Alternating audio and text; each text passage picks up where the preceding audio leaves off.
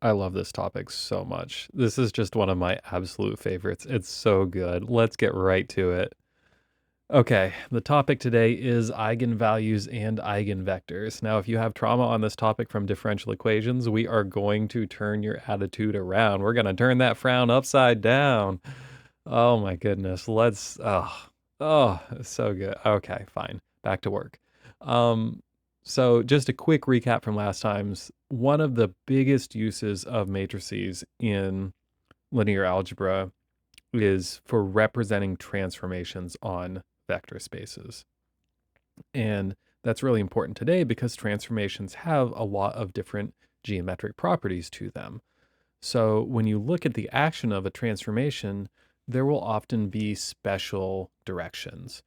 There might be a symmetry axis, like if the transformation is a reflection, then you're reflecting around some axis. Or there may be a special direction where the transformation has no action in that particular direction. Or it may have the effect of stretching things without changing their direction. So there are these sort of again, preferred directions, special directions that belong to each transformation, and that's what we're investigating today. It's going to be great. Now, I often wrap up with why it matters. In this case, I'm just at this moment going to say this is really one of the most important things we will learn all semester. You know, I don't say that sort of thing lightly. If something's important, I say it's important. If something's not that big of a deal, I'm like, it's not that big of a deal.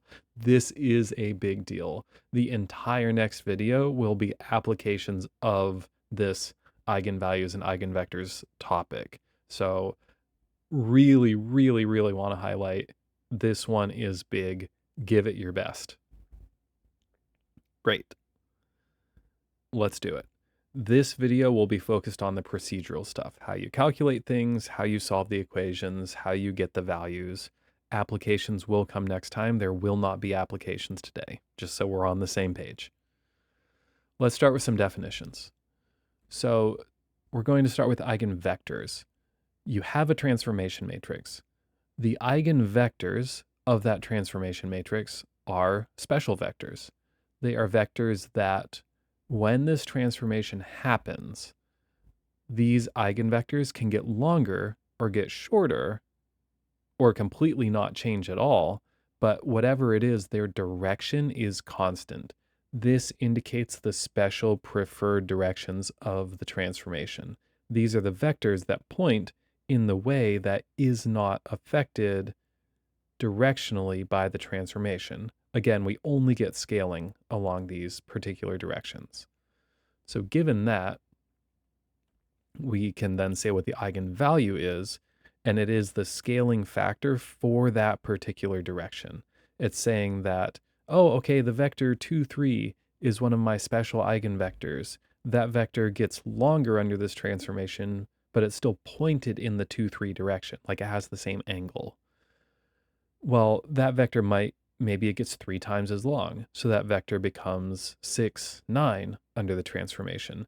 That means its eigenvalue is 3 because it got 3 times bigger when the transformation happened. It's just 3 times bigger in the same direction. Okay, those are the definitions. That's an eigenvector. That's the associated eigenvalue. I do need to point out the one exception here, as it says on the slide. The zero vector, 0, 0, 0, 0, 0, is an eigenvector of literally any transformation because 0 times anything, or anything times 0 in this case, is still 0. So yes, it is unaffected, but like, so what? Who cares? It's the most boring possible answer. It is not included in the solution space by default. Cool. So from now on, when I talk about eigenvectors, I really mean non-zero eigenvectors. Now, eigenvalues of 0 can be very significant and meaningful. We'll deal with that when we get there. Okay, now we're going to get the formula to solve for these things. So you have your transformation matrix M. It has some eigenvectors, v1, v2. We'll talk about how many there are soon.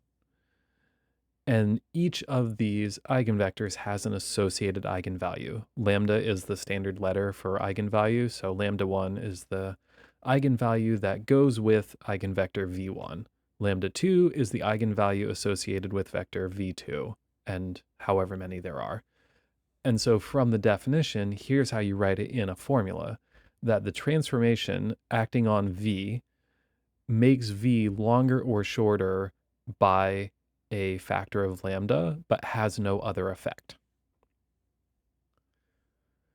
So to say this in a slightly more mathy way, and also a more condensed way, honestly, here it is, I'll just read it out loud. The matrix transforms each eigenvector into a scalar multiple of itself, a scalar multiple of that same eigenvector. So how do you find these things? You're like, all right, cool. So I write down this equation. Do I just solve it? You can actually. If M is some n by n matrix, and you have then these unknown components v1, v2, v3, and you have these unknown vectors, these unknown eigenvalues lambda 1, lambda 2, and lambda 3, you can write a giant system of equations and solve for that. It's awful. You should not do it. There's a smarter way. And you ask, Tim, what is that smarter way? And I'm like, I'm so glad you asked. Here's how we're going to solve for them a smarter way. So for any given eigenvector v, it has its associated eigenvalue, lambda. And then you do a clever thing. You insert the identity matrix. We love the identity matrix. It is actually useful, even though it's kind of like just multiplying by 1. Multiplying by 1 in clever ways makes a lot of really good stuff happen in math. So that's what we're doing here. Okay. What you can do from here is to say blah, blah, blah equals 0. This is how we solve equations. This actually came up in class. A couple people asked, like, why are we so obsessed with finding zeros when we do Newton's method or whatever? It is honestly just a convention, but it's a little bit simpler to solve because you can do things like factoring and you can do things like division where 0 is unaffected. Okay, so we've moved stuff over to the left-hand side and then we factor. Wow. How crazy is that I just said we solve things by factoring and then here it is. Oh yeah, so we factor out this new matrix, m minus lambda I. You're like, what does lambda I look like? Well, lambda I is a scalar multiple of the identity matrix. The identity matrix is ones on the diagonal and zeros everywhere else.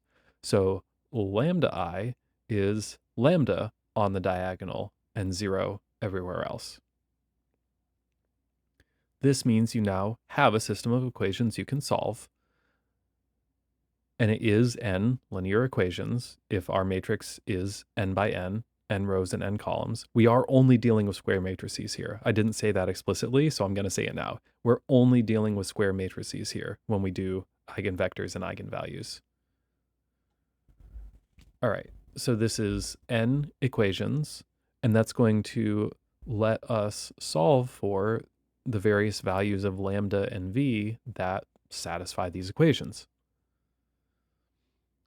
But as we've seen, you first can often benefit from checking whether solutions even exist before pressing forward with trying to find them. And we've used the determinant as one of the tools that lets us do this identification of how big the solution space is, whether it's unique solution, no solution, infinite solutions. So this is the criterion that we want to meet.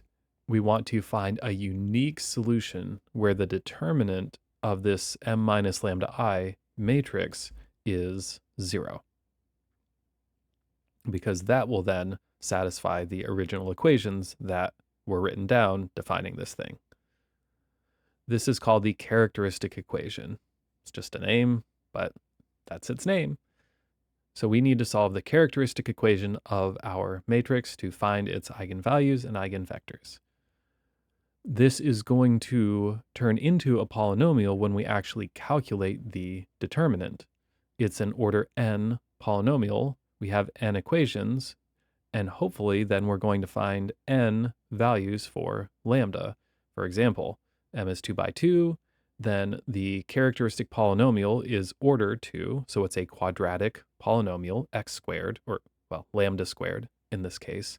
and that means that we'll get 2 values for lambda. A little bit more terminology here. Eigenvalues can be unique, so that means that the set of eigenvalues doesn't have any repeated instances. Like if we have this 2 by 2 matrix and we write our quadratic polynomial for lambda, we solve for lambda, and we get 2 and 7. Those are unique eigenvalues. They're all distinct from each other. But as you know from algebra, you can have a quadratic equation, or you can have higher order equations anyway, that have repeated roots. Like, I'm not going to be able to make up an example off the top of my head, but I remember when solving cubic polynomials, for example, you can get the same root twice, and then your third root is something else. So this kind of situation that comes up is what we call degenerate eigenvalues. And now I've been saving this joke since the first day of class. Nobody's going to laugh except for me, but it's fine.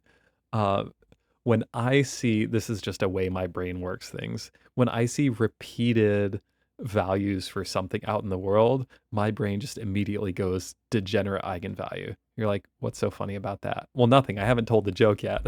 Hang on. So in our class, we have 3 Daniels.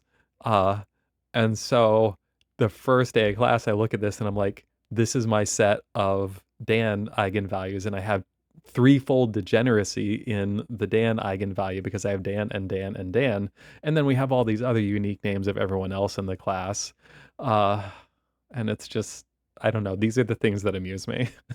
So sorry for inflicting that on you. You'll never get that 10 seconds of your life back.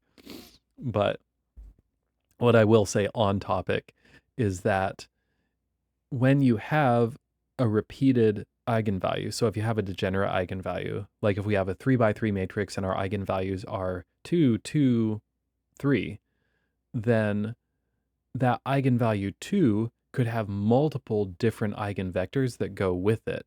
There can be multiple special vectors for the transformation that happen to get longer or shorter by the same amount when that transformation happens.